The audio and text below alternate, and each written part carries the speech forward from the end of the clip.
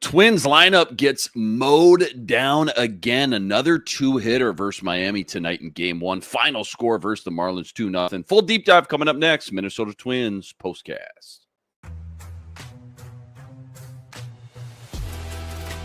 This is the Twins postcast. Your instant game reaction for the Minnesota Twins. Part of the Locked On Podcast Network. Your team every day. What's going on? Back in the lab, back at it. Another Minnesota Twins postcast right here. Locked On Sports Minnesota Network. Your team every day. Luke Inman at Luke_Spinman. Main man with me, CJ Baumgartner. He's on X at BombCJ30. Twins expert over at Zone Coverage. Inman, give him a follow if you haven't already. CJ, let's start here just real quick. 60 seconds. Twins have put together no runs, 4 hits in the last 18 innings. When you think about the last 2 games. Now, granted, you're going up against, Skubal, Cy Young finalists, I'm sure, at the end of the, this season, by the time it's all said and done. That was Sunday night versus the Tigers, obviously. And tonight, you got Miami's ace on the mound. But come on, man. 4 hits, not even hitting the ball hard. Like, what are we doing? This is getting depressing. Yeah, and it's like you said, it's not just the fact that they've scored no runs and they've only got 4 hits in 2 games. It's the fact that there's been weak contact. If you look overall at the Twins today, if you go to Baseball Savant, they kind of show the team breakdowns, the player breakdowns, and things of this game. If you look at Edward Cabrera, who, like you said, was on one today, he's a really, really nice pitcher. The Twins only struck out 6 times against him, which sounds good in theory, but you look at the average exit velocity, and it was 87.6 miles an hour, which is below the 88.7 league average for miles an hour. And it just, like, any kind of contact they got against them was weak, and it just felt like they just didn't quite the plan wasn't up to snuff against them today. Yeah, weak sauce. Lots to get into. Joe Ryan, by the way, another fantastic outing. The MLB draft, I want to pick your brain on that. Just 12 days away. Twins, 16th overall pick. What are they going to do? But first, a quick reminder, tonight's episode brought to us by Game Time. Game Time, download the Game Time app. Create an account. Use code LOCKEDONMLB for $20 off your first purchase. All right, quick little recap. If you missed it, Twins-Marlins, Game 1 in Miami. Last road trip for the Twins, by the way, until they come back from the All-Star break, 2.5, 3 weeks from now. So that'll be nice. But Joe Ryan on the mound, he was fantastic, man. Once again, back-to-back gems for him. Gave up a solo shot in the second, but outside of that, everything you could ask for and more. 7 innings, 5 hits, just 1 earned run. Problem was, like we've talked about, what we've seen so often this year, too. Twins just couldn't put together anything at the plate. 2 hits. That's all she wrote. A double by Royce Lewis and a base hit by Willie Castro. Otherwise, it was pretty much ring them up, sit them down, more or less. Back-to-back games, they've faced an opposing team's ace, like we talked about when you think about, again, Skubal, who mowed them down. But just a lackluster performance from the lineup all the way around, top to bottom. 2-0, that's your final. 40-45 now on the year, 5 games below 500. What else were your biggest takeaways, kind of your 8 topics? What stuck out the most, I guess, tonight? Pretty much Joe Ryan had a really, really nice game today. I think that sticks out. He's kind of got himself back on track. He's pitched really well. Royce Lewis coming back as another storyline, gets a double in his first hit back, running a little gingerly on his way to second base, but still it's good to see him kind of get an extra base hit right away and break that off. So on the positive side, Joe Ryan had a good day. You saw an extra base hit out of Royce Lewis. There's a couple positive things, but overall, the offense as a whole is the main story, getting shut out for the second straight night against a not great Marlins team. Time to reveal where the game was won or lost. It's the turning point. Again, not a lot of action when you wake up tomorrow. Everybody looks at the box score, right? A solo shot in the second off Joe Ryan, but kind of dig a little bit deeper, I guess, besides the obvious solo shot. When was the biggest turning point in this one and why? Well, the biggest turning point in this one probably is when you go to the top of the 8th inning. The Twins had an opportunity to tie the game. They had their best chance. They had runners on first and second base, 2 out, Brooks Lee coming to the plate, and they just couldn't get him home. Brooks Lee strikes out, and that kind of threat was retired. Now, again, the Marlins score one in the bottom of the 8th inning, so they would have probably just taken the lead anyways, but it's still just that point of, like, you had an opportunity late in the game to put your stamp and at least show a little bit of fight, and the Twins just haven't quite been able to do that. So I'd say that turning point is late. You had your opportunity to tie the game and get back in it, and you just couldn't do it. We talked about Royce Lewis coming back. Obviously, fantastic to see him. That's a breath of fresh air. Plus, he hits the double. You mentioned walking a little gingerly, playing third base tonight. Do you expect? Obviously, you're not in the training room. You don't know how he's going to wake up tomorrow feeling. But do you expect him now that he's up? Do you expect him to pretty much get a green light and get a full go and hopefully string together some games here? Or do you expect them to baby him a little bit, just knowing how important he is? Yeah, there's a couple trains of thought. One could be, hey, the All-Star break is coming up. We don't need to necessarily kind of like throw him right back in and let him go 100%, because, you know, you could just take him slowly, get into the All-Star break, and then really kind of let off the training wheels from there. But I really think if the Twins were going to have any training wheels on him, that they would just keep him in the minor leagues. I feel like if they're going to have him up here, and especially where the team is at, they need a spark, and Lewis is one of the only players on this lineup that has that high ceiling kind of spark, along with Buxton and a couple other guys. So I think overall, I think they're really going to give Royce Lewis a chance to play a lot, get a lot of at-bats, and try and see if he can do something to jolt this lineup. Plenty more deep dive, MLB mock draft for you guys. Twins with the 16th overall pick. That's all coming up right after this. Quick reminder, tonight's episode brought to us by brought to us by FanDuel. FanDuel, America's #1 sportsbook and official sportsbook partner of the MLB. Right now, FanDuel's giving you a chance at a huge return, $200 in bonus bets guaranteed when you win your first $5 wager. Well, I love FanDuel. When you get the hunch in the middle of the game, you go check out the latest stats. You can view live play-by-play, all on the same page where you place your bets. Again, $200 in bonus bets guaranteed when you win your first $5 wager.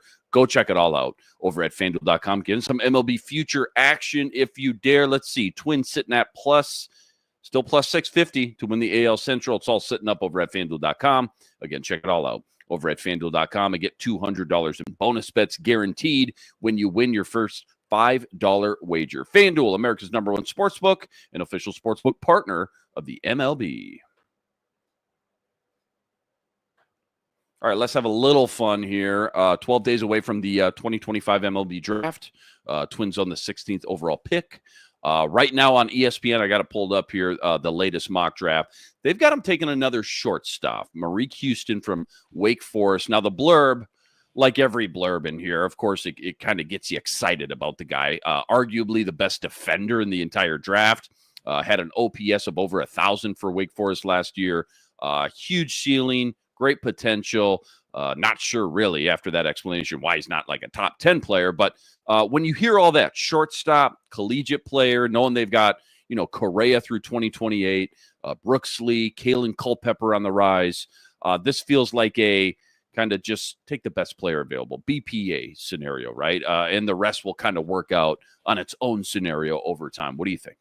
Yeah, that's pretty much how Major League Baseball drafts work, because it just takes so long for a player to reach the major leagues that so much can happen with the current kind of roster that you have. You kind of just draft those guys, let them develop, and you kind of figure it out as the years go on. And for Major League Baseball, a lot of times guys are taken as shortstops or as center fielders because they're the best athlete on the team. You see that obviously with players like Brooks Lee, who was drafted as a shortstop and really can play there, but really isn't a major league caliber shortstop. Royce Lewis drafted kind of as that same thing as well. So a lot of, Miguel Sano was drafted as a shortstop famously. So like, that's kind of, they just have that shortstop title. And then as soon as they get through the minors, you kind of figure out what spot they are. And I think, for the Twins to take an option on an infielder, we know the Twins have been able to get some outfielders throughout their ranks. They've kind of taken some outfielders over the last few years. And the thing is, too, the Twins have really, under this Falvey regime, unless a player like a Walker Jenkins, like a Royce Lewis, who's like just uber talented, they really do like to lean onto college players because they're a little more proven, they're a little more developed, and their track to the major leagues is just a little bit faster. So it wouldn't surprise me to see the Twins take an infield prospect who is already had some years collegiately. Speaking of that, Kalen Culpepper, just mentioned him, ripping it up right now. Just got the call up to the MLB Futures game I saw during the All-Star break. So that's exciting. How's he been? What's his trajectory? What's his ceiling or outlook, I guess, looking like right now? Yeah, like you said, former first-round pick from a year ago out of Kansas State. He's just really, really impressed throughout the part of the year, already getting himself to Double-A, and I believe already hit his first Double-A home run. So he is he's doing really, really well so far. Obviously, the Twins are going to see him play there for a while. He is unlikely to make his major league debut this year. He's probably, next year is definitely in play, though. And that's, again, you drafted a collegiate player who's played some years in college. They just move through the minor leagues quicker. There's less of a development. They're stronger. They've seen more pitching, and then they can just go up a little faster. So it's a long shot if he ends up on the major league roster this year. Something probably didn't go right, but he's very much putting himself in play to be called up at some point during the 2026 season.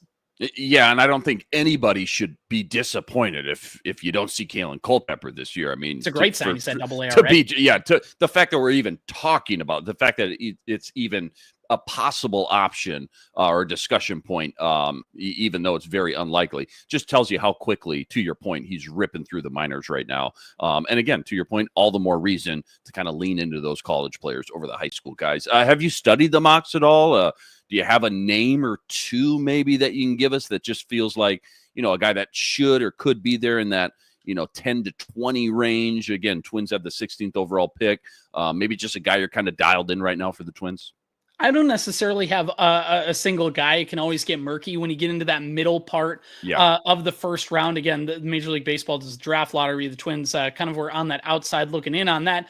But overall, because it kind of messes with a lot of things when it comes to paying players, and players got to sign contracts. And if you draft high school guys and, which guys will sign with which teams. So it's all very fluid. I don't quite necessarily have a specific guy on the radar, but because a lot of things can happen in that spot. But overall, I think if you're the Twins, they typically like to, in this spot, prioritize those hitters in that role. So I certainly, if I'm looking at a player the Twins are likely to pick, it's probably got to be somewhere in that position player group out of college. That's just kind of the way that they've trended to go in this direction. Not to get too in the weeds, but I remember that 2023 draft when the Twins totally lucked out getting a top 6 pick when they had like literally zero business doing so with that new lottery system they got now, you mentioned. Nonetheless, why it was so huge, because that was regarded as a 6-player draft, meaning there was a top tier, right? The blue chips of 6 studs at the top. And as long as you got one of those guys, everybody's feeling great. Enter Walker Jenkins there. I'm a big NFL draft guy. I always like to kind of compare and contrast draft classes year by year, kind of stack them on top of one another, if that makes sense, because you get a better sense of like the strength and weaknesses of each position group. Like, just for example, 2024, loaded quarterback class, best quarterback class since like 2018, arguably, when 5 quarterbacks went. It was Baker Mayfield, Sam Darnold, sure enough, Josh Allen, Josh Rosen, and Lamar Jackson. You fast forward to last year's draft, I should say 2 years ago, 2024, Vikings take J.J. McCarthy. Now, this year's draft had Cam Ward go number 1 overall from Miami to Tennessee. A lot of people said if he was in last year's class, he would have been like the 6th quarterback taken behind J.J. and even behind a guy like Bo Nix. I say all that because I'm curious. Do you think this draft class is a good one? Is it a strong one? Is it deep compared to years past, or is it being talked about as somewhat of a, unless you got a top 5 pick, it's kind of like a total crapshoot, kind of weak, kind of a thin class? I mean, with Major League Baseball drafts, they're always kind of a crapshoot just because there's just so much time between when they get drafted and when they premiere in the major leagues. But yeah, I mean, a couple of years ago was really kind of the premier draft class of the last decade. And Walker Jenkins went number 5, and he would have went number 1 to Cleveland, ironically, if he would have been in that draft class a year ago. And even to the draft class 2 years ago doesn't probably compare. It's probably higher than the one it is this year. So certainly that 2023 class was just really, really special. And I don't think we're going to see a class like that for a while. How many holidays are in this family, man? Ethan Holiday, another Holiday going in the top 3, top 4 picks. It's just like an absolute baseball prospect factory over there at the Holiday household. This is getting insane. Yeah. Yeah, Jackson exactly. Holiday. Yeah, Jackson Holiday. And now the younger brother here, Ethan Holiday, looks like pretty much a bigger Jackson Holiday. Right now, they got him mocked 4th right now to the Colorado Rockies. Shortstop / third baseman. Still in high school, though. So, again, one of those kind of unique scenarios where, high risk, high reward, though, too. Kind of pushing all your chips in on a high school prospect. But, again, if you're going to gamble on one, I feel like the gene pool is pretty strong with the Holidays. Yeah, you can't go wrong with that, especially if he goes to Colorado, which is, again, where his dad played for a little bit. So that'd be cool. Yeah. Nerdy stat of the day. Any crazy stat, crazy analytic Twins related from today's game? It's crazy, but not quite in a good way. So through the Twins' first 19 batters of the game, Edward Cabrera, 9 of those first 19 Twins hitters were retired on 3 pitches or less. So not even really making it challenging. And again, it's probably more into the strategy of the Twins didn't want to get behind a high strikeout pitcher. So you try and attack. You don't want to get behind in the count. And that sounds like a great idea until you're not making contact and you're chopping it over to the second baseman and making it easy on the guy. It's a double-edged sword when you do that. And unfortunately, the Twins got bit tonight. Don't go anywhere. Preview game 2 tomorrow. That's all coming up right after this. Quick reminder, tonight's episode also brought to us by Prize Picks. Prize Picks, America's #1 fantasy sports app, now with more than 10 million members to date. For me and my money, it's the easiest, most exciting way to get in on all the action while you watch your favorite sports and you watch your favorite players. It's so simple. All you got to do, you pick more or less on 2 or more player stats. You watch the winnings roll in, strikeouts, stolen bases, RBIs, home runs, base hits, you name it. They got it. Take your pick on more or less. Add them to your Prize Picks entry today. Plus, they now offer Apple Pay, quick and easy deposits into your account all season long. Download the Prize Picks app. Use code LOCKEDONMLB for $50 instantly with any $5 wager. All right, game 2 tomorrow. Simeon Woods-Richardson back on the mound. You know, whether it's like, Festa, Woods, Richardson, and the young guys, right? What's the goal coming into each start right now? What's the mindset? Are you just hoping for those 5 good innings without any, huge blow-ups or speed bumps? Is it getting through the order cleanly, not once but twice? Like, what's the mindset, I guess, as we kind of temper expectations with someone like Simeon Woods-Richardson tomorrow? And I guess what else are you looking for specifically in tomorrow's matchup in Game 2? Don't get rocked. That's the the philosophy. Simplify, baby. Yeah. Right. Just don't get blown up. Get us a few innings. Although Twins only had to use Ryan and Louis Vargas today, that's and true. With Nafta yesterday, the whole bullpen is open, so that's a good sign. But also, if you're Simeon Woods-Richardson, you just want to have a start where you can get 4 or 5 innings without getting blown up. That's kind of the way to do it. Simeon Woods-Richardson, to take that next step, really, that third time through the lineup has always bit him. So if you can ever find a way to develop, at least getting through that third time through the lineup just a little stronger, putting himself in a better position the second time through a lineup to show Rocco Baldelli that, hey, I can go through a third time. That's kind of the next step for him personally. But overall for the Twins, I mean, it's just score a run, get runners on base. I mean, They just didn't do a good job of that today at all. And they didn't do a good job of that on Sunday either. Get guys on base, set the table, do something, make it exciting because, man, it's been dreadful to watch this lineup. Depressing. Twins drop game 1. The offense nowhere to be found for the second game in a row. Again, no runs, just 4 hits in their last 18 innings of play. 2-0. That's your final. 40-45 now on the year. Huge shout out, though, to all you guys, all the everydayers out there that always make us your first listen. All you guys coming in the chat with us from game to game. Make sure you like, make sure you subscribe. Check out all CJ's work on X at BombCJ30 and all the work he's always putting up over at ZoneCoverageMN.com as well. Luke Inman on X at Luke_Spinman. Again, game 2 tomorrow. Woods-Richardson on the mound. We'll catch you right here. Same time, same place. Until then, signing off.